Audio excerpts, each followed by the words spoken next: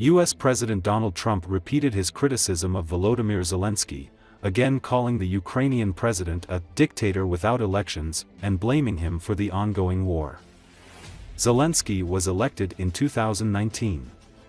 The only thing he was really good at was playing Joe Biden like a fiddle, Trump said of Zelensky, adding that the Ukrainian leader wants the war to continue to keep the gravy train going. According to Associated Press, he repeated his claim that Ukraine has misused U.S. money and pushed for Europe to take on a greater role. "I love Ukraine, but Zelensky has done a terrible job," Trump said. "His country is shattered, and millions of people have died." Trump's assessment is at odds with the prevailing sentiment in the aftermath of Russia's 2022 invasion, when Ukrainian battlefield successes and Zelensky's leadership were sources of inspiration in the West.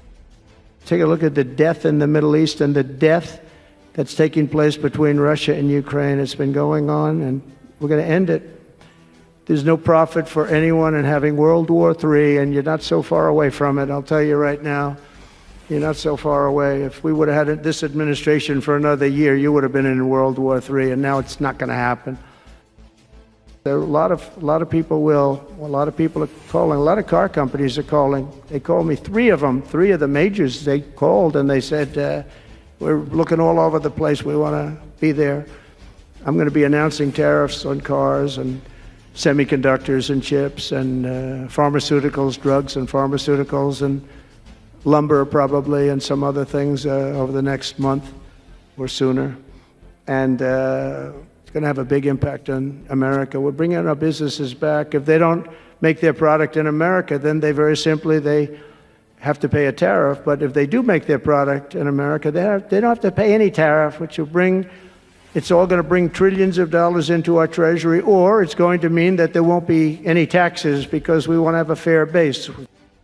But think of it, a modestly successful comedian, President Zelensky, talked the United States of America into spending $350 billion to go into a war that basically couldn't be won, that never had to start and never would have started if I was president, not even a chance, and it didn't start for 4 years. He refuses to have elections, is low in the real Ukrainian polls. I mean, how can you be high with every city is being demolished? It's hard to be high. Somebody said, oh no, his polls are good, give me a break. Every city is being demolished. They look like a demolition site, every single one of them. And the only thing he was really good at was playing Joe Biden like a fiddle. He played him like a fiddle. That's an expression we use, Yasser, to say that he's pretty easy. A dictator without elections. Zelensky better move fast or he's not going to have a country left. Got to move fast because that war is going in the wrong direction. In the meantime, we're successfully negotiating an end to the war with Russia. Something I'll admit that only Trump is going to be able to do in the Trump administration. We're going to be able to do it. I think Putin even admitted that. Biden never tried. Europe has failed to bring peace, and Zelensky probably maybe he wants to keep the gravy train going. I don't know what's the problem, but he hasn't been able. He's very upset that he wasn't invited. He could have come if he wanted to, but that he wasn't invited to Saudi Arabia. But he's been working for 3 years. There's never been even meetings or phone calls to stop this war. It's a horrible thing. People respect America now, and we were a country of peace, and we brought peace to the rest of the world. I love Ukraine, but Zelensky has done a terrible job. His country is shattered, and millions of people have unnecessarily died.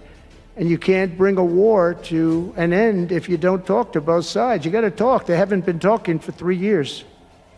Look, I don't want to be, I wish I could say, I wouldn't have run. If I thought Biden was doing a good job, I wouldn't have run. Because as I said, it was very dangerous to run in a lot of ways. In fact, my ear will show that when you look at it closely. My ear, I have that throbbing feeling every once in a while, but it was dangerous in a lot of different ways. But he was so bad that I had no choice but to do it.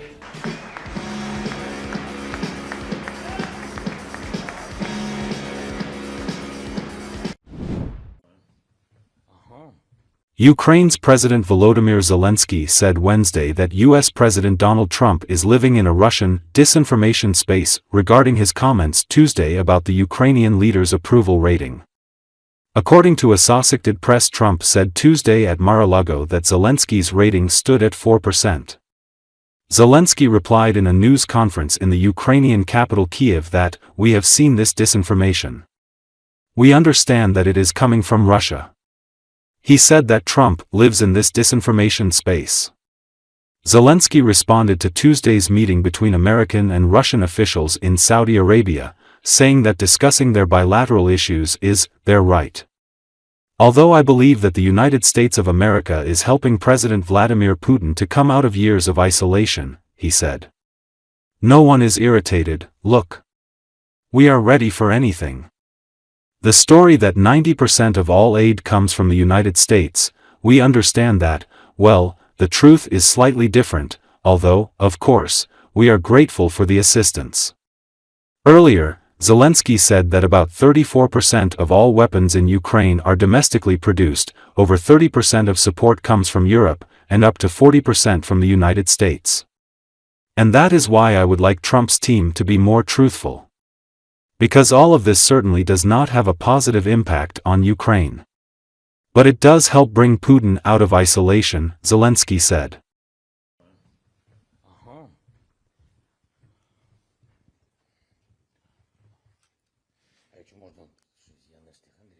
Раз вже говоримо про 4%, ми бачили цю дезінформацію, ми розуміємо, що вона йде від Росії, ми розуміємо це, і у нас є докази, що ці цифри, вони обговорюються між Америкою і Росією. Ну, тобто, на жаль, президент Трамп, з великою повагою до нього відносимося як до лідера народу, який ми дуже поважаємо, американський народ, який нас постійно підтримує. На жаль, живе в цьому дезінформаційному просторі. Дуже важлива Мюнхенська конференція, було багато зустрічей, в принципі, якщо те, що вони обговорюють в Саудівській Аравії свої двосторонні питання, я говорив, це їх право. Хоча я вважаю, що Сполучені Штати Америки допомогли Путіну вийти із багатолітньої ізоляції. І через абсолютно справедливе повномасштабне вторгнення. І ніхто не роздратований. Дивіться, ми до всього готові. І історія про те, що 90% всієї допомоги – це Сполучені Штати, ми з вами розуміємо, що, правда, вона трішки інша, хоча, безумовно, ми вдячні за допомогу. І тому я би хотів, щоб було більше правди у команди Трампа. Бо все це впливає точно на, точно не позитивно на Україну не впливає, а впливає на те, що вони виводять із ізоляції Путіна. Багато хто з вас був, знаєте, в принципі, результати, я думаю, що...